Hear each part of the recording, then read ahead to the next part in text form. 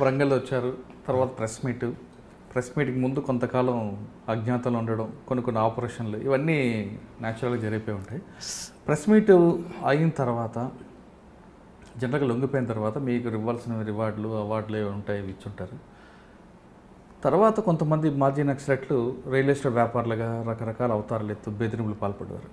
మీరు అటువంటి కోణం ఎత్తుకోకుండా 10 మందికి ఉద్యోగాలు కల్పిస్తామంటూ ఈ బాటలోకి వచ్చారు, అది మంచిది. కానీ మిగతా మాజీ నక్సలైట్లుగా కాకుండా మధు అనే వ్యక్తి ఒక 10 మంది ఉపాధి కల్పిస్తూ కాబట్టి మంచివాడే అనుకున్న తరుణంలో నయీంతో మీకు సంబంధాలంటే ఒక వార్త రావడం, దాంతోపాటు మావోయిస్ట్ పార్టీ కూడా మీకు టార్గెట్ చేసి చేయడం అనేది, ఈ రెండు ఏమనిపించాయి? సార్, నయీంతో నా పేరు కలిసి రావడం అనేది అది దురదృష్టకరం అండి. అసలు ఇట్లా రాకూడదు. కానీ ఏంటంటే నయీం గురించి నేను ఇప్పుడు మీకు చెప్పాల్సిన అవసరం లేదు. మీకు ఆల్రెడీ ముందే అతని గురించి బాగా ఇన్ఫర్మేషన్ ఉంది, చాలామంది చెప్పుంటారు. నయీం ఏంటంటే సార్, సరెండర్ అయినటువంటి క్యాడర్ మీద తన ఆధిపత్యం ఉండాలనేది అతనికి బలమైనటువంటి కోరిక. ఆయన యాటిట్యూడ్ అది. ఎవరైనా తన మాట వినకపోతే మావోయిస్టులు ఇన్ఫార్మర్ అని ఎలాగైతే చంపుతాడో అతను అలాగ చంపేస్తాడు. అది అతని దగ్గర ఉన్న వాళ్ళు కొంతమంది అట్లా చనిపోయిన వాళ్ళు కూడా ఉన్నారు. అంటే నయీం మనుషులు మీకు అప్రోచ్ అయ్యారా? నేను ఎవరిని అప్రోచ్ అవ్వలేదు. మీరు కాదు, నయీం మనుషులు నా చుట్టే ఉన్నారు. నయీం ఏం చేస్తాడంటే, నేను సరెండర్ అయ్యి సాధారణమైన జీవితం గడపడం అంటే ఆయనకి ఇష్టం ఉండదు.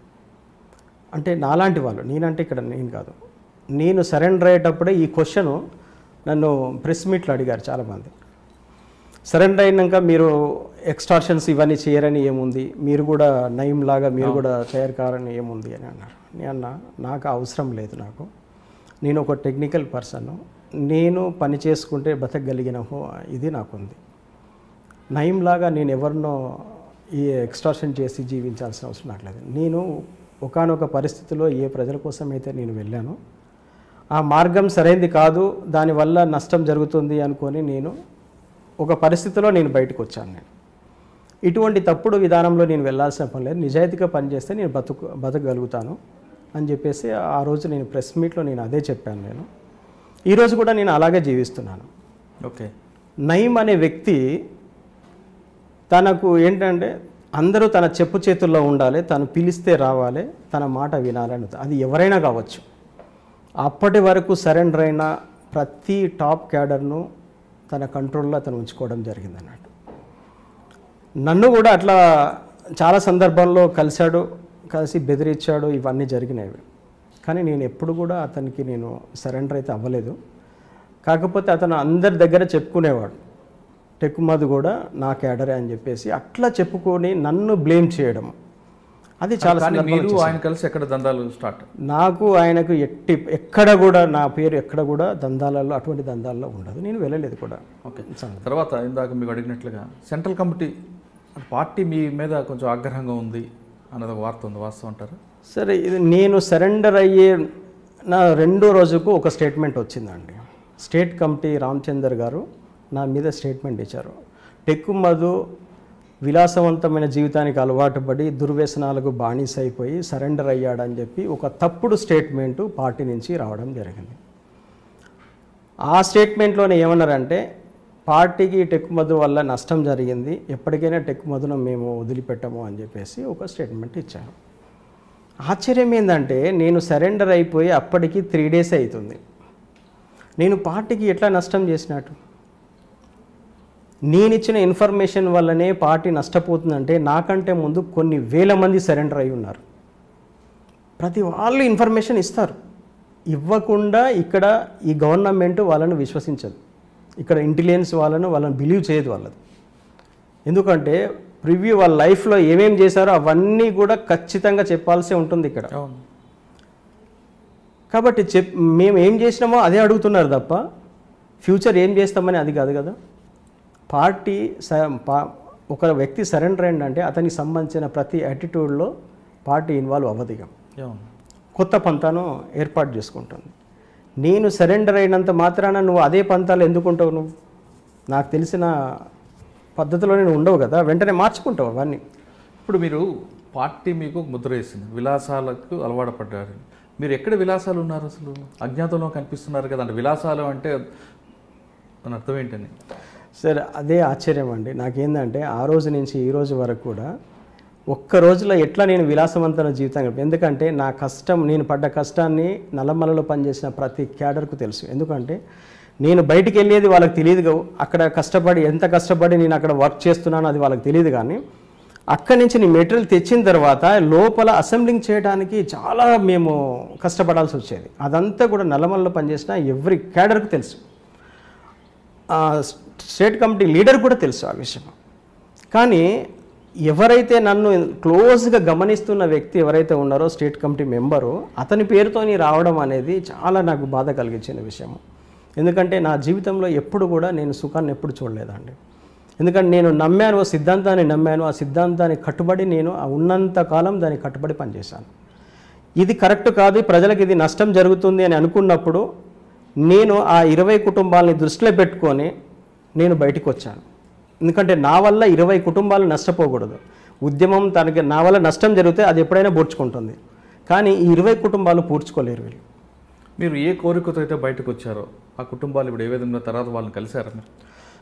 నేను కలవలేదండి. నేను వచ్చిన తర్వాత ఇక్కడ ఇంటెలిజెన్స్ వాళ్ళు, తర్వాత చెన్నైలో ఉన్నటువంటి క్యూ బ్రాంచ్ వాళ్ళు కూడా నన్ను కలవడం జరిగింది.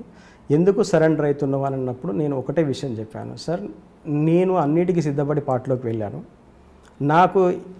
నేను ఏదన్నా శిక్ష అనుభవించాల్సి వస్తే నేను అనుభవించడం కరెక్టు. నా వల్ల 20 కుటుంబాలు నష్టపోతున్నాయి, ఆ కుటుంబాలను సేవ్ చేయడం కోసం మాత్రమే నేను వచ్చాను అని చెప్పి క్లియర్గా నా స్టేట్మెంట్ ఇచ్చాను.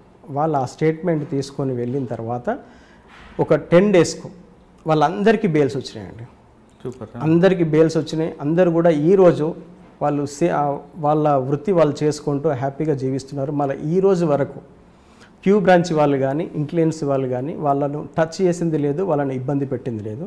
ఇది ఈరోజు నేను తీసుకున్న నిర్ణయము కరెక్టే అని చెప్పేసి నాకు ఈరోజు సాటిస్ఫాక్షన్ వచ్చింది దానివల్ల. ఓకే సార్, సరెండర్ అయిన తర్వాత మిగతా వాళ్ళ బాటలో పట్టకుండా మీరు ఒక 10 మందికి ఉపాధి కల్పిస్తూ ప్రస్తుతం ఏం చేస్తున్నారు? సార్ నేను ఒకటి వచ్చేది ఏంటంటే, నాకు ఎప్పుడు కూడా ఏంటంటే నా వల్ల ఒకరికి మంచి జరగాలి, ఇంకొకరికి అన్యాయం కానీ అట్లాంటి చేయవద్దనే ఉద్దేశం అది ఫస్ట్ నుంచి కూడా. అది నేను పార్టీలకు వెళ్ళటానికి కారణం కూడా ఏంటంటే, నేను ఒక్కడిని ఉద్యోగం చేసి బాగుపడితే నా కుటుంబం మాత్రమే బాగుపడుతుంది, నేను మాత్రమే బాగుంటాను. అందరూ బాగుండాలంటే నేను 10 మందికి ఉపయోగపడి పని చేయాలని చెప్పేసి నేను మావోయిస్ట్ పార్టీలకు వెళ్ళాను. అక్కడికి వెళ్ళేసి నేను అది సక్సెస్ చేయలేకపోయాను. కానీ ఒక పరిస్థితుల్లో నేను బయటికి వచ్చాను కాబట్టి ఈడ నా వల్ల ఎవరికి ఇబ్బంది కలగకూడదు, నా వల్ల ఒక 10 మందికి ఉపాధి దొరకాలన్న ఉద్దేశం నుంచి నేను ఇక్కడికి వచ్చిన తర్వాత ఒక 12 మంది పిల్లలకు సెల్ ఫోన్ రిపేరింగ్లో ట్రైనింగ్ ఇచ్చి నేను ఆ 12 మందిలో ఒక 8 మందిని నేనే స్వయంగా వాళ్ళకు షాప్స్ ఓపెన్ చేయించి వాళ్ళను అక్కడ సెటిల్ చేయడం అనేది జరిగింది. తర్వాత ఇప్పుడు ఒక ఇండస్ట్రీ స్టార్ట్ చేసి దాంట్లో 55 మెంబర్స్ వర్కర్స్ ఇవాళ నా దగ్గర ఇప్పుడు పనిచేస్తున్నారు.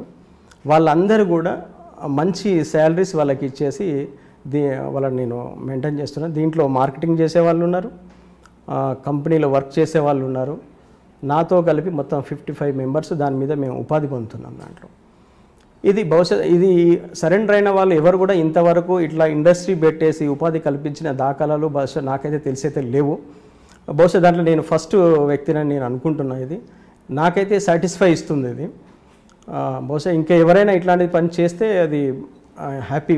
ఎందుకంటే సమాజంలో 2 మార్పులు జరగాలండి. ఒకటి విద్య, ఒకటి అందరికీ అందుబాటులోకి రావాలి, ఉపాధి మార్గాలు కూడా అందరికీ అందుబాటులో ఉండాలి. ఈ 2 విద్య ఉపాధి 2 ఉన్నప్పుడు తన కుటుంబాన్ని తను హ్యాపీగా పోషించుకోగలుగుతాడు, చేయగలుగుతాడు. సమాజంలో ఏమైనా మార్పు తేవాల్సి వస్తే మనము విద్య ఉపాధి ఈ 2 విషయాల పట్ల ఫోకస్ చేసి ప్రజలను చైతన్యపరిచి కనుక వాళ్ళకి ఆ 2 కల్పించగలిగితే కనుక సమాజంలో ఇంకా వేరే ఏ అవసరాలు వాళ్ళకు ఉండవండి. ఎందుకంటే ఇవాళ విప్లవం కూడా సమాజ శ్రేయస్సు కోసమే విప్లవం అని అంటున్నాం మనం. సమాజం అంటే అందరికీ సమానమైనటువంటి జీవితం ఉండాలనేది మనం కోరుకుంటున్నాం. ఇవాళ ప్రజలు చైతన్యవంతంగానే ఉన్నారు, ఎవరు కూడా అజ్ఞానంగా లేరు. ఆ ప్రజలకు కావాల్సింది విద్య కావాలి, వాళ్ళు బ్రతకటానికి కావాల్సినటువంటి ఉపాధి కావాలి. దానికి సంబంధించినటువంటి మన ఎన్విరాన్మెంట్స్ కనుక మనం సమకూర్చగలిగితే ఎవరు అవసరం ప్రజలకు ఉండదండి. ఓకే సార్, ఫైనల్గా మీలాగా కొంతమంది మంచి ఉన్నత భావాలు కలిగి అందరితో మనం కలిసి ఉండాలి, అందరూ బాగుండాలి అని భావించి లోపలికి వెళ్ళే వాళ్ళకి మీరేమి సమాధానం ఇస్తారు? అంటే అందులోకి వెళ్ళి చేయమంటారా, లేదు బయట ఉండి మనం అనుకున్న కోరికలు ప్రజలందరూ బాగుండాలని కోరుకునే వాళ్ళు ఆ పందా ఎంచుకోమంటారు? సరే, ఒకటి సొసైటీలో చాలా మార్పులు వచ్చినాయండి. విప్లవ పరిస్థితి అయితే ఇప్పుడు లేదని నేను బలంగా నమ్ముతున్నాను. విప్లవ పరిస్థితి ఉంది, ప్రజలకు విప్లవం ద్వారానే మేలు జరుగుతుంది అంటే నేను ఆ పార్టీ నుంచి బయటకు వచ్చేవాడిని అయితే కాదు. నాకు దాని పట్ల నమ్మకం లేదు కాబట్టే నేను బయటికి వచ్చాను. ఎందుకంటే దీర్ఘకాలిక విప్లవం అనేది దీర్ఘకాలికంగానే చాలా నష్టం చేకూరుస్తుంది. అది రెండు వైపులా నష్టాలు జరుగుతాయి. అది ఎంత నష్టం జరిగినా అల్టిమేట్గా ప్రజలకు సమానమైనటువంటి హక్కులు రావాలంటే కూడా అది అంత నమ్మకం అయితే నాకైతే లేదు. అది ఎందుకంటే ఈ సొసైటీలో కూడా ఈ జనరేషన్, ఇప్పుడున్నటువంటి జనరేషన్ హ్యాపీగానే జీవించాలంటే వాళ్ళకు నేను చెప్తున్నట్టు రెండే విషయాలు. ఒకటి, వాళ్ళకు విద్య, మంచి ఎడ్యుకేషన్ ఉండాలి. రెండు, వాళ్ళకు ఉపాధి మార్గం కూడా ఉండాలి. వాళ్ళు స్వయం ఉపాధి లేదు ఏదైనా గవర్నమెంట్ సెక్టారు, ప్రైవేట్ సెక్టర్లో ఎంప్లాయ్ వాళ్ళకు మంచి ఉపాధి మార్గం, ఈ రెండు ఉంటే వాళ్ళు హ్యాపీగా జీవించగలుగుతారు. ఆ రెండును సమకూర్చగలిగినటువంటి వ్యవస్థ కోసము ఇక్కడ ఉండి పనిచేసినా అది సాధ్యమే. కొంతమంది నిజాయితీ కలిగినటువంటి వాళ్ళు ఇవాళ ప్రభుత్వాలు నడుపుతున్నటువంటి వాళ్ళు ఉన్నారు. ఇవాళ కేజ్రీవాల్ గారు గవర్నమెంట్ ఉంది, ఆయన ఏదో విప్లవాలు చేయడం కోసం ఆయన వెళ్ళలేదు. ఆయన కేజ్రీవాల్ ఎలక్షన్స్లోకి వెళ్ళక ముందు ఆయన ఎక్కువ మందికి కూడా తెలియదు. కానీ ఒక అవినీతి మీద వాళ్ళు ఒక పెద్ద పోరాటం చేసి ఇవాళ ఒక గవర్నమెంట్ని ఎస్టాబ్లిష్ చేసి నిజాయితీగా పనిచేస్తున్నారు. అట్లా ఇప్పుడు మావోయిస్ట్ పార్టీలో ఉన్నటువంటి నాయకులు కూడా ఎవరైనా అట్లా చేస్తే నిజంగా హర్షిస్తారేమో, కానీ ఆ పంత ఎలక్షన్లకు వెళ్ళే పంత కాదు. అది ఈ రాజ్యాంగానికి పూర్తిగా భిన్నమైన పంత. ఇక్కడ కూడా వెసులుబాట్లు ఉన్నాయి. ఇక్కడ కూడా ఈ రాజ్యాంగం చాలా వెసులుబాట్లు కల్పిస్తుంది. నిజాయితీగా ఇక్కడ ఉండి పనిచేస్తే కూడా వేలాది మందికి, లక్షలాది మందికి కూడా ఉపాధి కల్పించేటువంటి అవకాశం ఉంది. ఇక్కడ ఇండస్ట్రీస్ రావాలి, ఇక్కడ మంచి ఎడ్యుకేషన్ రావాలి. ఈ రెండు విషయాలలో ప్రభుత్వాలు కానీ స్వచ్ఛంద సంస్థలు కానీ ఎఫర్ట్ పెట్టి పనిచేస్తే హింసాత్మకమైనటువంటి సాయుధ పోరాటం చేయాల్సినటువంటి అవసరం ప్రజలకు ఉండదేమనేది అనిపిస్తుంది నాకు. మీరు చూస్తున్నారు ఐ డ్రీమ్ న్యూస్ ని. Please subscribe I dreams. For more videos, subscribe I Dream. Please subscribe for more videos. I dream. I dream. For more videos, Subscribe, I dream. Please subscribe. Subscribe I dream channel. Do subscribe. I dream. I dream ఛానల్ని subscribe చేయండి. Do watch I Dream.